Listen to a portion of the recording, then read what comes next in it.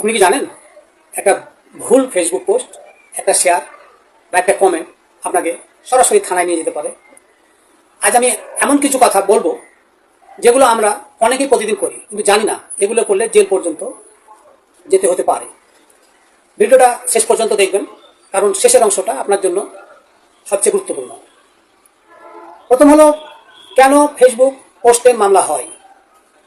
কারণ হলো, বাংলাদেশে ফেসবুক কোনো আলাদা জগৎ না। ফেসবুকে করা প্রতিটা পোস্ট, লাইক, কমেন্ট সব কিছু দেশের আইন অনুযায়ী বিচারযোগ্য। বাংলাদেশে সাধারণত যেসব আইনে মামলা হয়: 1. ডিজিটাল নিরাপত্তা আইন, 2. Penal code, 3. মানহানি আইন, 4. তথ্য ও যোগাযোগ প্রযুক্তি আইন। দ্বিতীয় কথা হলো, যে কাজগুলো করলে জেল খাটতে হতে পারে। নাম্বার 1, ভুল বা গুজব তথ্য শেয়ার করা।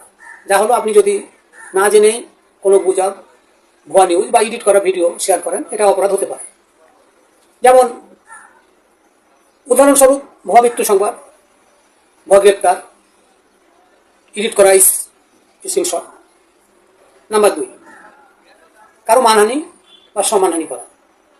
তা হলো, কারো নামে প্রমাণ ছাড়া অভিযোগ, অপমানজনক পোস্ট বা ইঙ্গিতপূর্ণ লেখা দিলে এটা সরাসরি মানহানির পর্যায়ে যাবে। সেই সাথে ইঙ্গিতে পোস্ট, কমেন্টে কটু কথা, শেয়ার করা অপমানজনক থিম সবই অপরাধ হতে পারে। নাম্বার 3, ধর্মীয় অনুভূতিতে আঘাত করা। যা হলো, ধর্ম নিয়ে ব্যঙ্গ, ট্রল, ভুল ব্যাখ্যা বা উস্কানিমূলক পোস্ট খুবই ঝুঁকিপূর্ণ।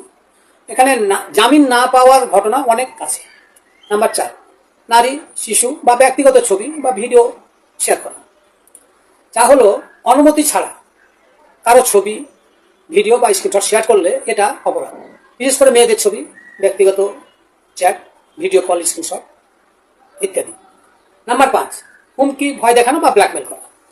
যা হলো, ফেসবুক মেসেজ বা পোস্টে কাউকে হুমকি দিলে এটা লিখিত প্রমাণ হিসাবে ব্যবহৃত হয়। নাম্বার 6, ভুয়া আইডি দিয়ে অপরাধ করা। অনেকে ভাবে ফেক আইডি নিরাপদ, এখানে তার নাম প্রকাশ পাবে না, কিন্তু ফেক আইডিকে করেছে তা আইন প্রয়োগকারী সংস্থা চাইলেই বের করতে পারবে।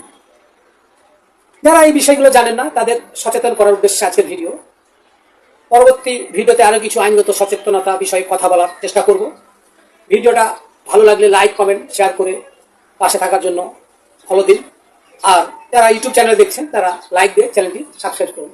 সবাইকে ধন্যবাদ।